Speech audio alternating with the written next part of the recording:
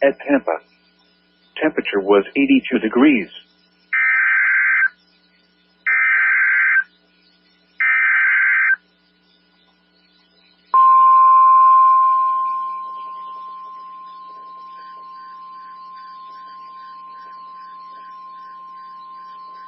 The following message is transmitted at the request of the Amarillo Office of Emergency Management. A mandatory evacuation has been requested for RIVERIA Park, which is near Highway 287 and the Canadian River Bridge due to a wildfire. A shelter has been designated at 4000 West Cherry Avenue.